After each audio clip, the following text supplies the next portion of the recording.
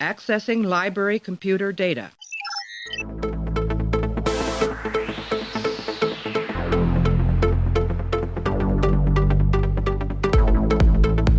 And to make sure that history never forgets the name Enterprise. Hey everybody, welcome to the Pensky Podcast. You haven't tuned in before, this is a podcast where we're running through all 178 episodes of Star Trek The Next Generation, giving our thoughts and feelings about each and every one. Right now we're up to episode 15 of season 6. It's called Tapestry. Directed by Les Landau, written by Ronald D. Moore, aired back on February 15th, 1993. In this episode, Q allows a supposedly deceased Captain Jean-Luc Picard to revisit a pivotal event in his youth that he since regrets. Picard changes the past, but upon returning to the present, he finds that it has made him not the man that he used to be. Trekabout is here to talk about that. So Eric and Richard from Trekabout, the podcast, are here, and we are going to, right after this break, start talking about Tapestry. Play, Damjat, human. Give you a better chance. Give you a bigger stick, maybe. I don't think we're interested. They are Andari. Cowards. What did you say? Coward. Like all Starfleet, you talk and you talk. But you have no gramba. Why don't we find out? Hey, don't be a fool, Collie. Look, there are plenty of other people to play dumb junk with. Now just go about your business. Maybe I play with her. Give her a good time. Hello, Trekabout. Welcome back to the podcast. How are you guys? Oh, it's great to be here. Hot. Yeah, the West Coast is a little hotter than the East Coast. The East Coast is like comfortably hot, but it's tipping towards the hot scale. Have you guys had rain recently? Have we had rain recently? Has it rained? Yeah, we did. Oh, The past- okay. It rained like a lot the other day. Yeah, the past couple days it was raining a lot, but we've turned a corner. And we're now in the nice part of the year. I think it's going to be consistently nice for like 2 months. I hope This for has the best. become Weather About by Richard Eric and West. It was So just, we have a front pushing in from the Pacific Ocean that's combining with a front coming down from Canada. It's going to produce what we call rain in the upper atmosphere. What do we think that weather people in the Federation are like? Because they must be like very accurate at this point. well, they can destroy tornadoes, according to the previous Q episode, right? They can just stop they don't tornadoes. They don't have weather. Yeah. I guess it's all terraformed. Yeah. Well, like on Ryza, they have those. I mean, this is apropos of nothing, but this year so far, I think we've had 4 or 5 named tropical storms before the actual start of the tropical storm season. So yay, climate change. Yeah. Although they've also started naming the winter storms, which I fucking despise that they do this now. Like the blizzard, the yeah. blizzards get names, and that just drives me crazy. Sometimes you don't even have to be a blizzard to get it, and they get a name. Why? It's nice that we're giving these storms rights and dignity. And frankly, That's very Star Trek. Picard would recognize the right to name a tornado. I find it hard to care about blizzards now that I live in Oregon. Yeah, right. You just So- you see them, they appear as rain, and they drift off for 3,000 miles, and then eventually just become a disaster somewhere else. Exactly. I can I tell appreciate people, I tell people stories. I'm like, yeah, I was snowed in, and they have this look in their eyes like I'm telling a mythical story about Siberia or something like that. It's hard to imagine. Then we all get to laugh at Atlanta when Atlanta gets an inch of snow and they crash into everything. Yeah, but we're here to talk about Tapestry. And the weather is kind of a thread of the tapestry of our lives, so I guess that makes sense for that intro. But That's reaching a lot, but okay. no, it's absolutely, it's a key thread It's in my a key life. thread in my life. Okay. You guys have not come on here to do a Q episode, I don't think. I don't believe so, no. No, so I know from your podcast what your general views on Q are. So why don't you just give me a general view for the people who aren't familiar with your views? Outside of this episode. Q is generally one of those characters that I don't understand why anyone likes. I think that he's... I don't know. He's... I classify Q episodes with holodeck episodes. There's a couple good ones which do deal with the implications of Q or the holodeck or whatever, and they use them in a good way. But for the most part, like a holodeck episode is, we're just going to put people in a costume and have something stupid happen, We're going to have Q and he's just going to fuck with Picard and it's stupid. Yeah, exactly. And also, frankly, I don't find it very interesting to watch Q like annoy people for an entire episode, which seems like a lot of Q episodes. And also, and I think part of the issue with Q episodes as well are that TNG doesn't really ever do comedy very well, and they're supposed to be funny, and so it just kind of falls flat most of the time. For example, I think Cupid is probably one of the worst hours of television ever made. Oh, and the worst part about Q episodes is the puns. I mean, they're Right, yeah. What was the one that you said you made up a fake Q episode and it was like the best Q title ever? I don't remember. Oh, I'm I think sorry. it was like Knock Knock Q's there. Oh, yeah. Yes. Q's there. Yeah, I mean, that would have made sense. We always laugh about the Q titles because a lot of them don't even like thematically tie to what the episode is about. It was like they were literally just reaching for any way to put a Q into a title. Like Hide and Q has absolutely nothing to do with anything. I know, because they played hide and seek on the ship the entire episode. Right. It was a very long game. It's because we hide when that episode comes on. I like this episode, Cupa Q. Q dashery. Yeah, barbecue. Why is there no barbecue? That would be the obvious one. I do have to say, though, my favorite Q title is actually from Voyager, which is the Q and the Gray. It's a Civil War pun. That's pretty good. Okay, it's not that tortured, but the rest of them are pretty terrible. Sorry, go ahead. Well, I was going to say, I guess before this episode was, when Eric and I were talking about how we're recording it, I said, this is probably the best Q episode. Well, maybe second to, Q who? No, what the fuck is the last episode?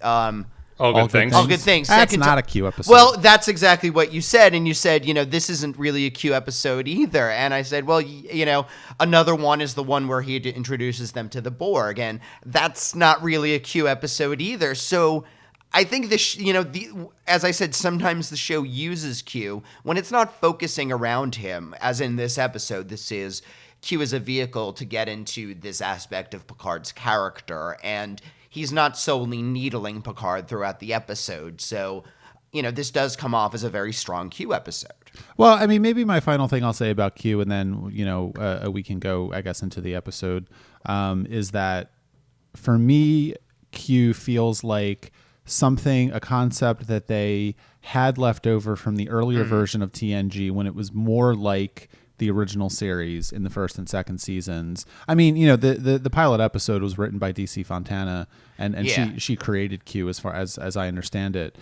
So she obviously had a lot of Star Trek experience working on the original series for 2 years or 2.5 years. But for whatever reason, when the show changed in the third season, they didn't jettison Q, and I don't really like understand why. In a way he reminds me of. I think he would have been a lot better if he had just appeared a couple times and never appeared again. But that's, a side issue. Yeah. The problem is, I guess, that you've written him where you can't get rid of him. You know what I mean? Like unless you just forget about him. Someone was saying on the commentary for one of the episodes, is like, he's super problematic because you can't give the Q a problem because they can just fix it immediately. So all the stories that you get from them have to be him looking at somebody else, basically. Well, although again, I will say, I mean, not to turn this into a Voyager podcast, but Voyager has a lot of problems. But one of the things that I think Voyager does well is the Q, actually giving them problems that make sense and that are, quote unquote, realistic. Yeah, well, I guess that's why I like Q in this episode, because, again, Q's not really the one with the problem. He does have a fascination with Picard. I think Q will be sad when Picard dies. Again, Q kind of weirdly considers Picard to be a friend, but this is more about Picard. This is about Picard's choice and Picard's personality. Q not having a problem, frankly, is how he's able to work in this, because he's able to just show all the different branches that would have happened in Picard's life. Yeah, I'm going to I'll divide the TNG Q episodes into two columns. There's a good column and a bad column. The bad Q are Encounter at Farpoint, Hiding Q, Deja Q, Cupid, True Q. The good episodes. Oh yeah, that was another one. Which one is Deja Q? Deja Q is the one where he loses his powers. I kind of like that one. If only for that will change the gravitational constant of the universe. And also you get Guinan stabbing him with a fork. That's always a good time. But anyway. So my good column are just 2 episodes, because I don't consider all good things to be a Q episode. It's Q Who, The Borg, and Tapestry. So my dividing line between what makes a good Q episode and what makes a bad Q episode is that the good Q episodes actually turn the character into a kind of god that is interested in showing humanity something. The bad Q episodes are he's a trickster god who's going to play a prank on somebody, and there's nothing else to it. So when they use him and they actually turn him into literally what he is, which is God, and he comes down and shows humans a thing or two, even if he does it in his like swarmy kind of Q way, I really appreciate it. And Q Who, he does it because he gets frustrated that the crew doesn't think that they need him. So he says, fuck you, I'll show you something that can destroy you. And you could argue by the end of it, he actually saves humanity by showing them the Borg. And in Tapestry, Tapestry is by far the best Q episode to me, just because there's a real understanding of what the theme is and what they're talking about, and it does something. It turns it on Picard in a way that Q is allowed to be sort of a swarmy Q character, but at the same time he proves something and he enlightens somebody of something, which I think is what, like an omnipotent being, is the only real good story that you can tell about them, because otherwise it just kind of drags down into nothing.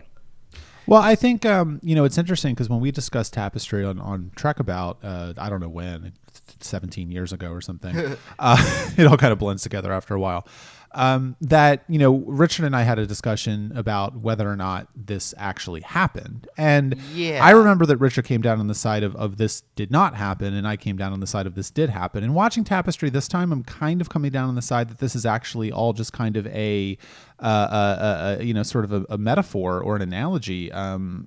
And I don't think that this actually happened. See, now it's funny because I do like that the episode does end on this note of ambiguity where, he's talking to Riker and saying, I don't know if it was a dream. It was a little, there are such things as, visions that people have, as they die, but this was unusually vivid, and it's well within Q's powers. I mean, I like that at the end of the day, it ends on this note of, well, if it was real, I owe, Q a debt, and there's no way in hell he wants to bring it up, but, he's going to leave with that. I think Q doing this would be consistent with Q's character because he is obsessed and sort of fascinated by Picard and humanity in general. On the other hand, it's a little too wish fulfillment-y for me. And I think that, obviously you could come down on either side. This happened or this did not happen. I think I'm coming down on the this did not happen side of it this time, only because, well, for 2 reasons. Number one, I think that the episode goes a little too heavy on the idea that your personality is formed by one event that happens in the past, even if it's a traumatic event, that doesn't necessarily work like that. But the other thing, of course, is that Picard is envisioning a version of Q that is a lot more helpful than than Q has been before. And so I think in that regard, it makes sense for Picard perhaps to his subconscious as he's dying in sickbay to go back to this event and create some sort of narrative for himself that convinces him that he made the right decision or whatever. But I don't necessarily think that Q actually did this. See, and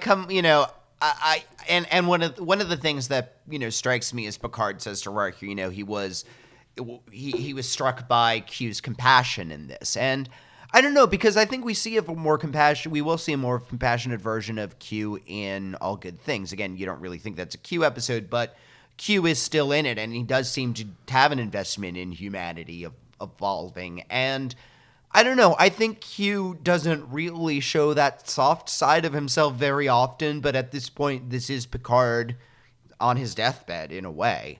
I think I like that this episode shows that Q is capable of seriousness at very particular times when he wants to be. I don't know. It's funny. I'm coming, I guess, up against the thing of this did really happen more. Yeah, I'd push it towards this is.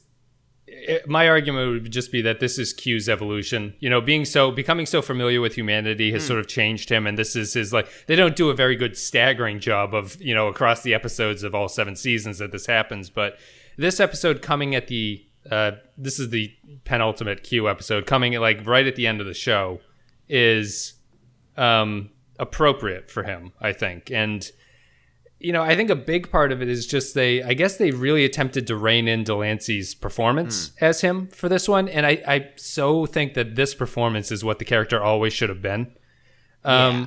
He's subtle, but still sort of sarcastic with Picard and things like that. But it's not he's not making like Mexican banditos appear and things like that. I love the Mexican banditos. I'm sorry.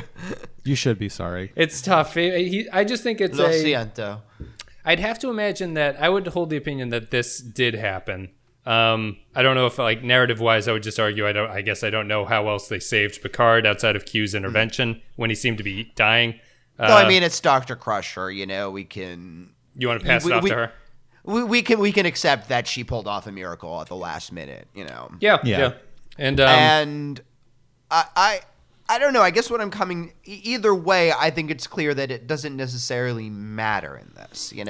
One of the at the end of the day, the point is that Picard, like everybody, has these certain regrets in his life, and he is a very different person than he was when he was 20, just as we all are. We all look at our, times when we were in college and say, oh my God, I was such an idiot. If I was the person I was today, I would be much more serious about it and actually get my shit done. And, this is Picard, coming to terms with that, using this extraordinarily metaphorical, or, science fiction elaborate way of doing about that. But I don't know. I guess at the end of that's certainly where the episode wants us to go with it, rather than. Yeah, he's and just a little bit of trivia. The original title for the episode was a Q Carol, so Christmas Carol pun. No. I would like them to stop, please. And originally it was a much larger, just basically a copy paste of Christmas Carol, where Q took Picard through various stages of his life. Starting as a child into the Stargazer era and then into like post-death. That sounds like it would have cost a lot of money. It that's why they didn't do it. Yeah, and it was largely because Patrick Stewart was doing one-man play of Christmas Carol at this point, so they wanted to just copy that. But yeah, this is about regret, which is the big theme, and I think it's interesting. There's a podcast I listen to called Very Bad Wizards, which is a philosophy podcast. It's about a philosopher and a psychologist, I guess would be the appropriate thing. I thought you were about to say a wizard. Yeah, a very bad one. Where they're two professors at like Texas or something like that, and they have a philosophy podcast, and they talked about this episode in number 68, if you're interested in listening to it. And they talked about this episode of Star Trek. It's the only one that they've watched, and just how it relates to like a philosophical understanding of regret. It's pretty interesting. And I think regret is a really interesting theme. I love this episode. Just to tip my hand. Yeah. Like I really, really love this one. I feel this episode gets the most undue criticism. Like criticism that is not correct. If that makes like criticism that they are fundamentally misunderstanding the episode. And I don't know what you guys think in general about it. Like, is there a huge problem with this episode that you can think of, or are you above board with it? No, I mean, I really like this episode as well. I was excited that we were going to be watching it again. So certainly and it was also certainly one that I wanted to watch again, knowing where it ended up. Yep. And I found that it did have was a richer episode the second time through. I actually don't know what Star Trek is, so I'm going to refuse myself. No, I like this episode a lot too, and I think that I got a lot out of watching it this time, only because one of the things that I really like about it is, there's this. I mean, well, I really like the podcast Invisibilia that came back a few weeks ago, and they just did an episode about personality and how personalities change, and whether or not they're mutable or not, and sort of like contextual. And I bring that up because, of course, Picard has essentially become a different man by not being stabbed in the heart. Now, you could argue that is true or not true. Maybe that is a traumatic enough event that would change the way that you approach life. I don't know. But I think that what I find interesting about this episode in particular is that, especially in the in the later scenes when he's on the Enterprise as the science officer and everyone is viewing him as this sort of, I think he calls himself a grim little man and a boring job or something like that. Tedious, I think he Tedious, uses. yeah. And it does push credibility a little bit. That's the only criticism I have of it, where I think that, his personality has changed so much from this one event that it almost seems a little too easy or a little too on the nose. But then again, it is a television show. But I do think that what I like about it is that it does approach this idea that, our personalities do grow and change over time, and that they are contextual, and we do have different reactions to things in different contexts. And that, frankly, if, you could argue that Picard's change in the end of the episode is only because of the buildup, the slow accumulation of an older Picard living this life, if that makes sense. Because when he goes back and he's, hanging out with his buds, and he sleeps with that woman or whatever the hell her name is, Marta, yeah. And he's approaching all of this from a very older point of view, from a point of view that is 30 or 40 years later, and he that could affect the way that his life goes, essentially. Well, for example, when he's with the older woman that he's making the date with, like, obviously young Picard saw, all right, she's, a woman who hangs out around officers, and, she's having fun, and I'm 21 years old and going to ship out, like, and he would have enjoyed that date with her. That's would have been his life, and Marta would not have seen this in him. But as it, makes it clear, they end up becoming friends, I think that he saw it in Marta because they had sex. I don't think that Marta saw anything in Picard. Well, older Picard going back realizes something that I think younger Picard missed the first time. Sorry, I'm making a strap-on joke. Let's just move on. It's okay. It was the Federation, but But yeah, the older version of Picard who is in this situation is going to say, all right, well, the woman at the bar is just casual sex that I'm not really into because, Picard is past that point in his life. But Picard is dead. Picard is dead. But we do see, one of the things that is mentioned as part of Picard's character, and I think this is a little more in Generations, but that regret that he never, he had to choose between settling down and having a family or becoming a Starfleet officer, and that's what he chose this life. The older version of Picard is seeing an opportunity to have that home and family that he wanted and is going for it, but that's not what Marta's really looking for because she's shipping out as well. Yeah, I think that the interesting thing is that Tapestry, like, everyone remembers Picard getting stabbed, right? And he realizes that's a big mistake. That's like the pin item of the show. Yeah. What I think is funny is that everything he does when he goes back fucks up something. You know what I mean? Like he tries to he refuses to hook up with the woman at the bar, and she doesn't like that because that's not what she wants. He goes to bed with Marta, and that turns out to blow up in his face.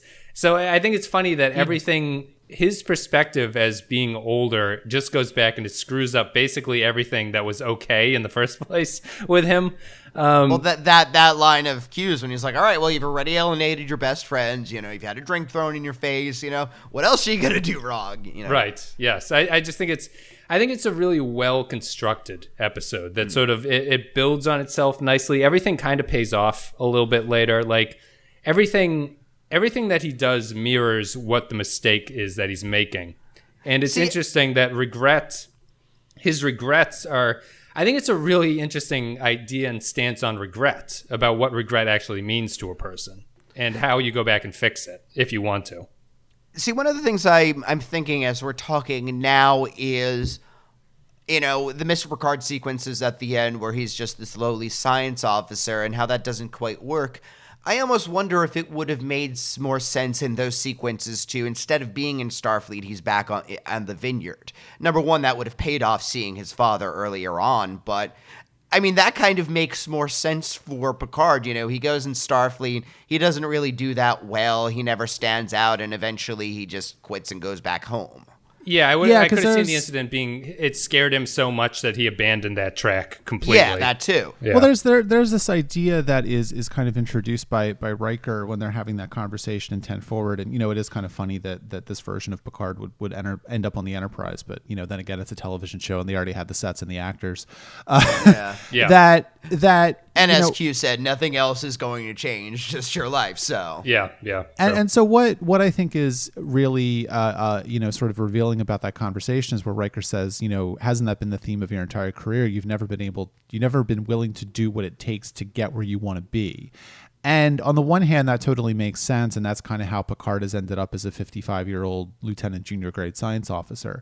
But on the other hand, you look at that statement and you say, "Why? How does that gel with what happened to him in the past? Why would getting stabbed have stopped him from being ambitious?" And that's really the question I think at the heart of the episode is like, is Picard ambitious or is Picard not ambitious? And if he was ambitious before he got stabbed, why wasn't he ambitious after he got stabbed? And did that scare him enough to realize that being ambitious was dangerous? I don't know what the answer to it is, but I think it's a little bit of a muddled sort of thing. I think that the regret aspect of the episode is there certainly, but it's not as clear a through line as I would have liked it to have been. the things that Picard regretted were not getting stabbed, and not cheating in this game and not starting a fight, those kind of things, which, I think the version of Picard that was a young Hellion, those qualities did grow to help him. I guess to a degree, I'm thinking about the original series episode where Kirk gets split into, the good side and the bad side, or the one enemy that's within. What? Yes. Where, it turns out the intellectual side, needs the aggressive side in order to actually take the risks that are needed. This is a very similar theme here. Picard does not become Picard without the ability to take risks, the ability to face death, the ability to be willing to get to go towards the edge and not be afraid of it. I think I agree. Like I mentioned earlier, the criticism of this episode that I don't really get. The worst case criticism of this episode, with the writers were talking about, that a lot of people thought that the episode was justifying violence. Like basically saying that you can't be a brave, like confident person unless you basically get into bar fights, that kind of a thing. And it's like, Is that not true?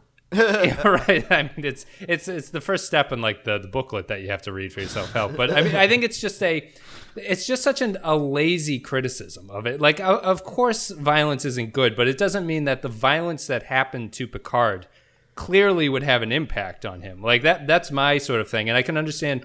I think what you're saying, maybe Eric, more than anything, would just be that I think the problem here is that you don't see the aftermath of the stabbing. So you're left with only seeing the end result, which is 20 years later when he's like a 55-year-old science officer.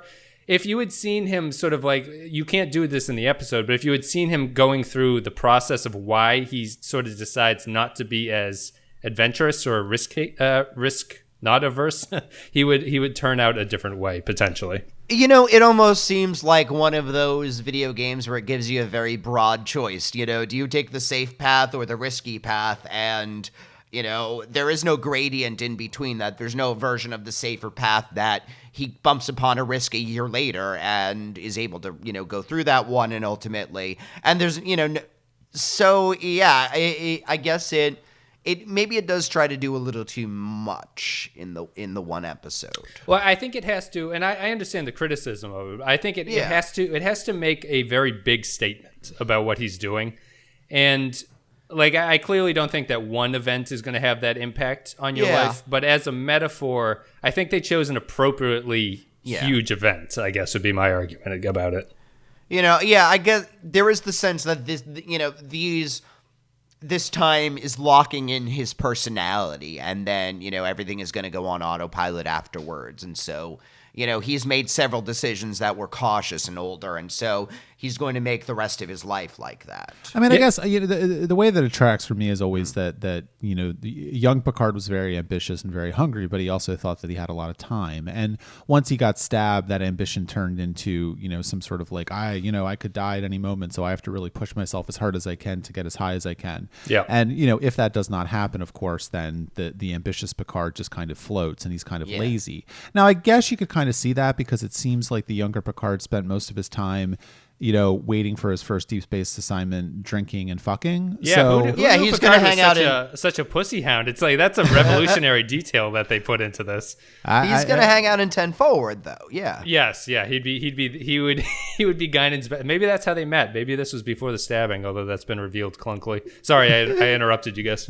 No. I think that, and that's kind of where I think I was going with that. Is just that the younger Picard is just kind of a hedonist and doesn't really see. I mean, he's not studying, he's not doing anything. He's just kind of hanging around and gambling and drinking and fucking. And if he has ambition, but he doesn't really have the wherewithal to go through with it, then I guess I could see how not getting stabbed would maybe do that. But at the same time, it's a little too simplistic. But I can go with it because it's a television show, and Star Trek has never been super good. Well, at kind of and the version of the reality of psychological trauma and the reality of the therapy process and all these things. Well, I would totally agree with you. If this was like a 13 episode arc and him getting stabbed changed everything, I'd be like, wow, that was terrible. Like there's no reason that would just drastically change him. But as the time jump, I think, is what saves it a little bit. Yeah, and I would say I think too.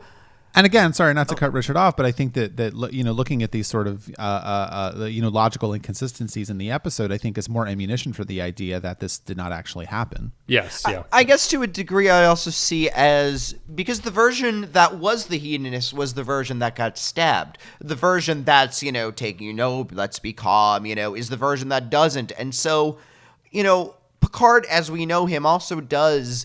Is an extraordinarily compassionate people. He does understand people very well, and that is a person who, even though Picard can be reserved a lot of times and isn't, a touchy-feely guy, he does appreciate, the stuff of life. One of the things that DS9 has talked about Klingons is, their passion and how, they have all of these, they're celebrating, I think there is a degree where Star Trek views going into a bar and having fun and celebrating as a way of embracing life for some people. And so, that's a version, the version of Picard that got stabbed is the one that embraced life. The version of Picard that never does get stabbed is the one who can't attach to anything, can't get passion for anything. Well, what do you think about if you swing the way that you look at it, right? And you say that the young hedonist Picard is not totally killed off, right? But the attack is what causes him to become more contemplative and sort of like thoughtful about things. Yeah. And so the old him doesn't really die. It just gets augmented by realizing that everything can go to shit in a moment's notice. And I think that's an okay way to look at it, where he's basically just grown as a person. Instead of seeing it as two different characters, he's learned a lesson that allowed him to become as successful as he eventually becomes. Yeah, and I the version that gets stabbed grows up. The version that doesn't just grows old. Right. He never. While I don't think Mr. Picard is childish, he doesn't seem like a person who's really good with responsibilities. He forgets to. He's very punctual. He's punctual. He's punctual. Well, and I think too. I mean, the final point I want to make on this maybe is that again, personalities do grow and change. They are contextual. They're not the same at all times, and. If Picard's personality has changed very dramatically through one event, well, this is a television show and it's one episode and they need to make that work somehow. Yeah. And if they're shortcutting it that way, I'm okay with that. Yep. No, as a hard-boiled determinist, I completely buy into the narrative of what goes on. Yeah, I think it's interesting though. What did you guys think? We can maybe swing back to this, but what did you guys think of? For me, the weakest part of this episode is Picard hanging around with his old pals in the show. Does anyone else find that a little boring or anything? Well, it's slightly awkward because, you have a an older Patrick Stewart, romancing somebody who's much. So like in the visual sense, I know what we're supposed to be seeing, but it does get a little. But at the same time, that is, he does have an older personality, and so I guess the mismatch is, does add to that effect. Go ahead, Eric. Well, I just think that those scenes are awkward because they're two characters that we have never seen before, or heard about, and they're not very interesting, frankly. I mean, no. So I think that that's part of it too. I mean, and I know this is not the way that TNG tells stories, but there are plenty of people that we've met over the series who, Picard's known for a while. We could have shown at least one of them, even if Marta, we haven't seen, the guy could be one of the old, the other officers that, Picard. I mean, why not even go back and have like one of the captains from like, Conspiracy or something? Yeah. Be his friend. At least that would tie into that a little bit, and you would have seen them before. It would be a nice, little Easter egg for all the hardcore Trekkies out there, but it would also give it a lived-in feeling. Again, that's not necessarily how TNG handled continuity or what it's, DS9, for example, would probably have gone that route. Oh, sorry. Did you know what I was surprised by that they didn't do? I was surprised that Marta wasn't a young Beverly Crusher. Yeah, I think that. Yeah. I think that probably would have changed the tone of the episode a little too much because it would have made it less about Picard and more about Picard's relationship with Beverly. Sure. If that makes sense. But at the same time, I mean, it would. And also, I think it would. She's supposed to be younger than him by a few years, so I don't know that they would have been the Crusher character. You mean? Yeah. Yeah. Okay. Yeah. Okay. So I don't think that they would have been around at the same time waiting for their first deep space assignment. That's fair. I mean, when I did first see the episode, I thought it was going to be Beverly and what's his name, her husband. Jack, Beverly and Jack, because we were told that the three of them, were inseparable. I mean, it's and in a way, maybe this does, not necessarily cheapen the Picard, Beverly, Jack, relationship that has been well established, but that's the second, two guys and a girl friendship that Picard's been involved in. Yeah. Picard really just wants to be in a throuple, I guess. And that's all right. That's what he's gunning for. Yeah, absolutely. He, if only he hadn't been stabbed, he would have been able to seal the deal on that sometime in the future.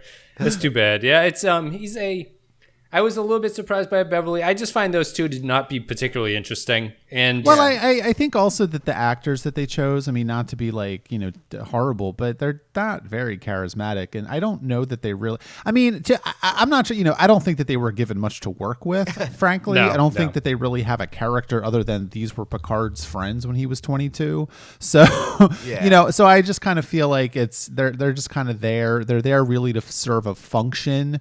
They're there to serve a mirror on Picard to see how he's acting in the past as opposed to what he was actually acting like when he was that age, and so for that reason I think it works fine. The thing that always gets me is the whole Marta sleeping with Picard thing, and then the whole morning after, and blah blah blah, and again it's like, come on, like I just, that bit pissed me off. It's fine that she was harboring secret feelings for Picard, and she feels like she regrets it for whatever reason that's never very well defined. But to me, it's like dragging it down bad again. In bed, like it must have been like something like really like was it just really terrible sex? Because I'll try to defend it. I think I appreciate it only because it does this thing that I like the whole episode's doing, where he's going back and screwing everything up, and him. Like, he only notices that she's interested in him as an older guy. And I get the impression that 22-year-old or whatever he was kind of ignorant as to what the signal she was sending him. So the way when he goes back, he's older and he realizes the signals. He sleeps with her, and she regrets doing it because she thought it's basically bad timing. They're not going to be able to see each other after this. So she's upset that the relationship has basically started at the end of it. If he'd figured it out a year ago, things might be different at this point. Right, exactly. That's why that's my understanding of why she's upset by it. And that's why that's why it turns it on Picard, because he is thinking he's doing the right thing, but he's completely fucking up a 22-year-old's relationship. And as the this is why we need a straight person to explain this. Richard. But I mean, I know he says that he's friends with a guy for years. He's friends with her as well through later on. I think he mentions. I don't know. But I mean, you get that sense that they did leave. They over time, their unrequited passion, did cool, but then they did, have a basis of friendship anyway to get it on. Also, frankly, I mean, maybe she was just freaked out by the fact that he was 22-year-olds but made love like a 55-year-old man. Yeah, that's probably good. You're making an old man very happy now. She's like, okay, listen, I'm happy you're eating my pussy, but 2 hours is a little much. Q played a cruel joke, and his junk is still 55 years old. But it's just like, wow, all right, I can't do anything with that. Huh? Maybe. What did you guys think of, now that I've said that, what did you think of, do you think the quantum leap way of going things where Picard, like he's Patrick Stewart, was the right way to go about things, or would you have had a younger actor play it? I think it's fine. I mean, I don't think there would have been any real desire on my part to see another actor try and play a Picard as an old man looking like a younger Picard, if that makes sense. That would have been a little too convoluted. I do think, well, did they ever have, I forget, did they have a scene in the episode where Picard looks in a mirror? They do. I think they do have one, and he says, because he's talking to Q, and he says, I still look this, Yeah, there's no mirror, but Q confirms that he appears to them as a 22-year-old.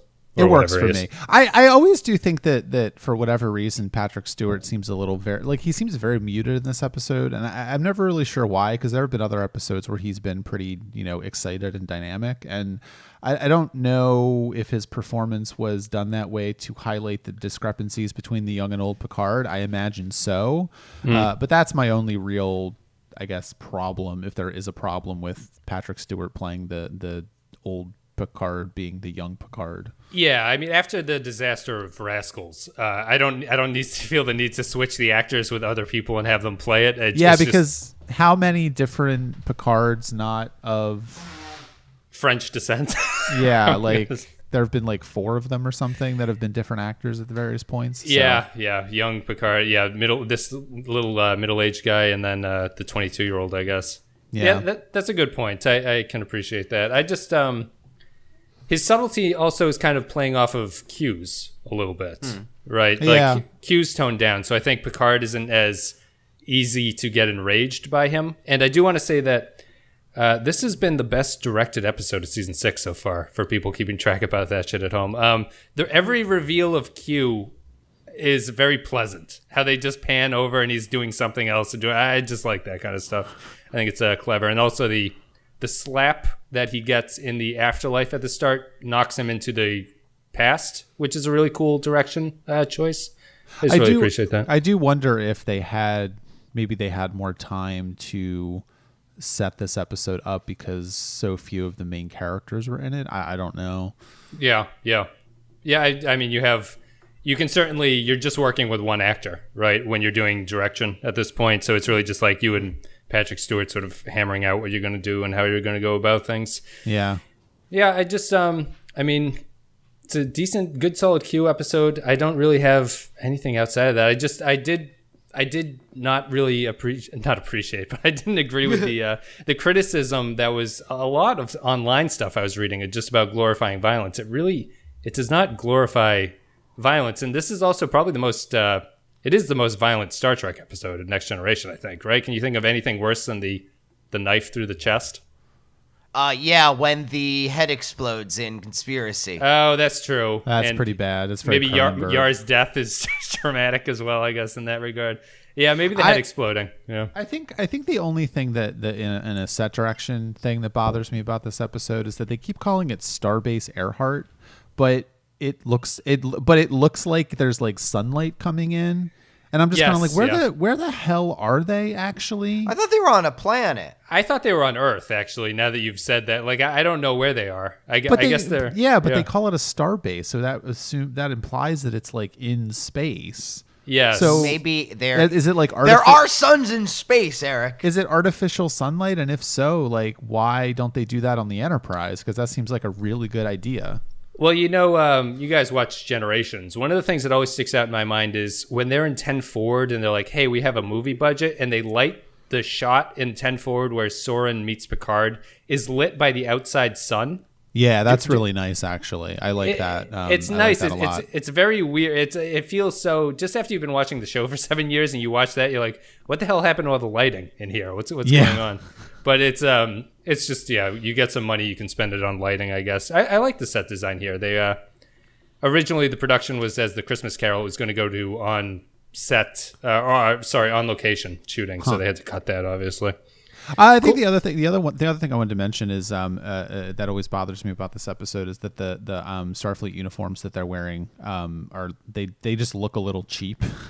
They don't have collars, which well, is they weird. they don't have collars, and then also they look like a different material than. I mean, these are obviously the Star Trek 2 through 6 uniforms that were used for 70 years or something, because there were no TV shows on at the time to change the uniforms. But right. But they seem a little. I mean, obviously they made them for this episode, and they look a little cheap to me. They look a little thin, but that's they're ensigns. They don't get the nice uniforms. Yeah, they don't get that fancy wool. They just get the what is that fancy? I can't remember what it's called. It's got a name. Wool. But gabardine.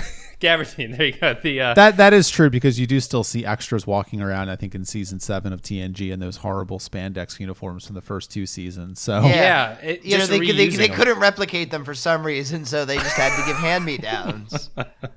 They got rid of the skirts, but they kept the other ones. The funny thing about the uniform, why did they get rid of the skirts? I know it was so progressive and so forward looking to have an engineer with his balls hanging out as he's trying to figure out the. I have to say, walking through Portland, there are a lot of gay, stocky men who wear kilts, like Utila kilts all around, and they're not gay.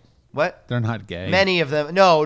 Whenever I go to the gay bar, there's all these guys wearing them. Sure. Okay. Wearing kilts. It's how I'm always surprised when like the spread, like to go from, you'd obviously go through the U.S. for like Scottish influence to get to Portland. It's the same as like if you were coming from Asia, you'd have to go all the way to get to New York or something like that.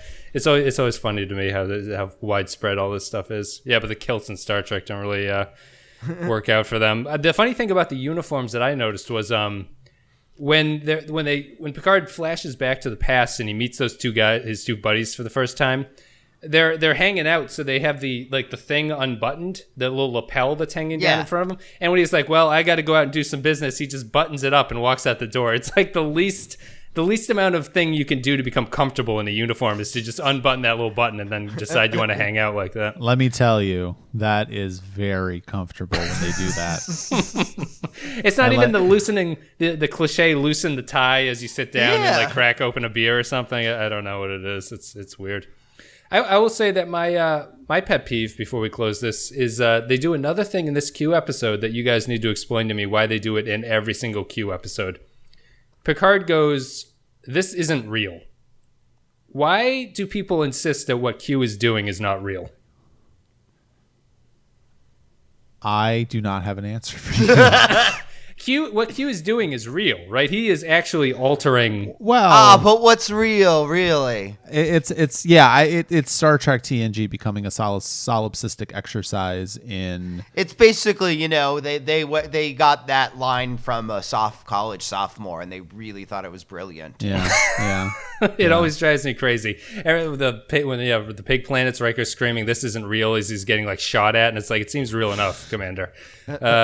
Guys, I think that's it. Let's go to our final thoughts. We talked about this one for about 45 minutes. We're going to play an audio clip. Me, Eric, and Richard are going to come back and give our final thoughts and ratings for Tapestry.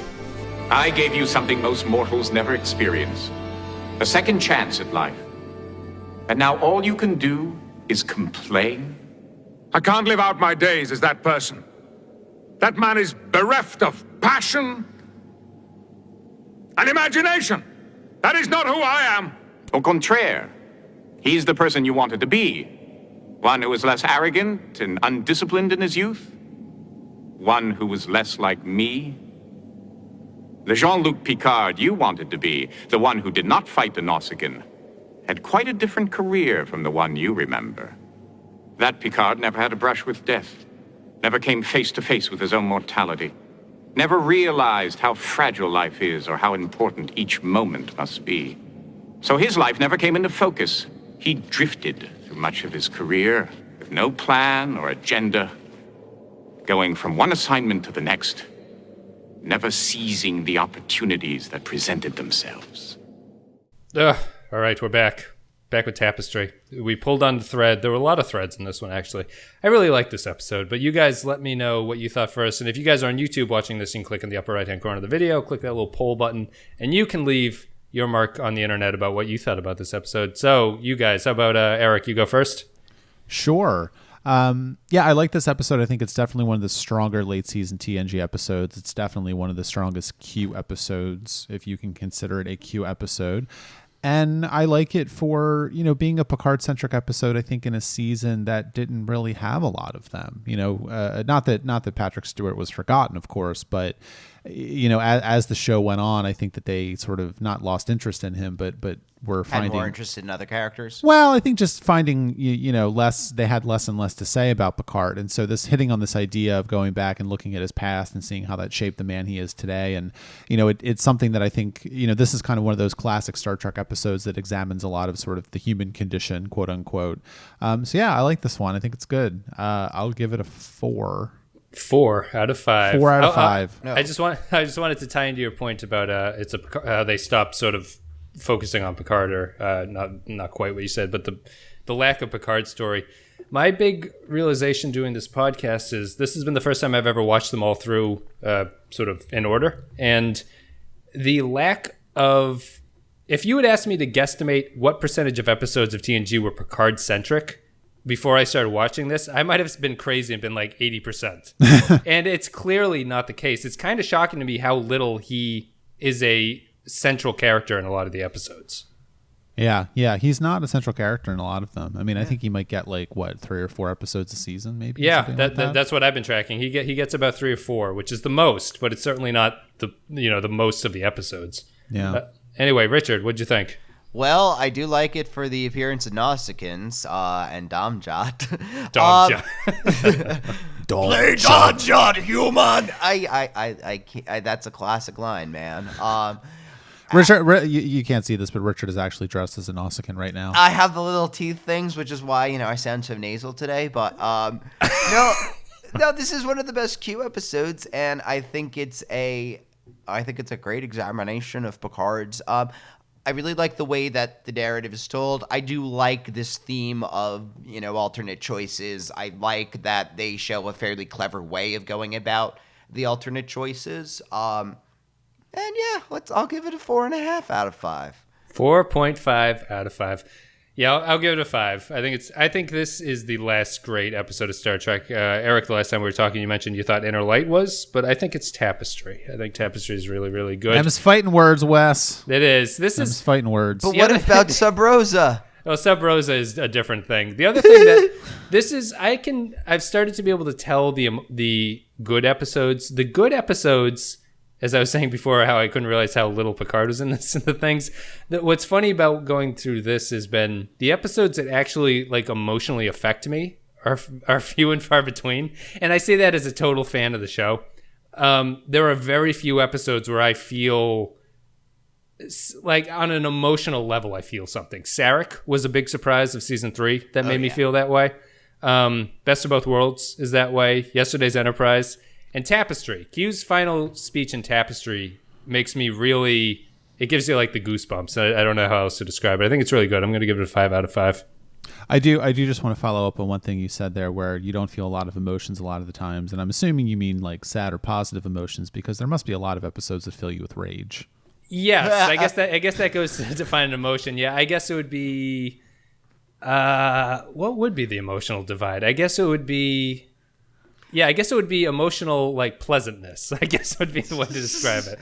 Okay, yeah, because I was going to say, you're going to see Masks in a few months, and you're going to feel a lot of emotions on Masks. Masks is my version of getting stabbed in the chest. But you know what? The one that does give me a good, pleasant feeling is Genesis, because I just love Genesis so much, even though that episode sucks. That's for another couple months away. Which though, one is that? Richard doesn't remember which one Genesis is. It's the evolution. They are devolving. Oh, that's yeah. Deanna becomes a fish person. Yeah, I didn't realize that was a that's what that was called. Yeah, I think it's called Genesis. I'm pretty I sure. always thought it was is. called devolution or something. No, it is called Genesis. And I actually don't think it's as bad as people think, but anyway, that's a side issue. It's a lot of fun. That's all I'm going to say. Guys, thank you very much for coming onto the show. Do you want to plug your content right now? Yes. Well, thank you for having us. We always enjoy being on your podcast. And if you would like to check our podcast out where we're discussing DS9 right now, you can go to Trekaboutshow.com. Absolutely. It's a very good show, guys. You guys, anyone listening to this who doesn't listen to Trekabout, go ahead and listen to it. There's never too much Star Trek content. Anyway, if you enjoyed the content today on YouTube, a like and a comment's appreciated. If you're on iTunes, a rating and review helps get the show out there. You can go to facebook.com/The Podcast. Leave a like, leave a comment there. You can go to Patreon. We have a Patreon now. You can go to patreon.com/The Podcast. Leave a couple dollars and you get exclusive content. We just did Galaxy Quest, which is the 7th best Star Trek movie, according to some poll I saw online. What did we think about it? You give us $2 a month, and we kindly provide you with a link to the MP3. Anyway, guys, thank you again for coming on, and you'll probably be back for season 7 before I wrap up TNG, hopefully, if you're still willing and able to do that. Yes. Of course, we'd love that, Wesley. Unless we both get stabbed in the chest. Masks is up next for you guys, and we'll see these guys in a little bit of time, and I will see you in a couple days. See ya.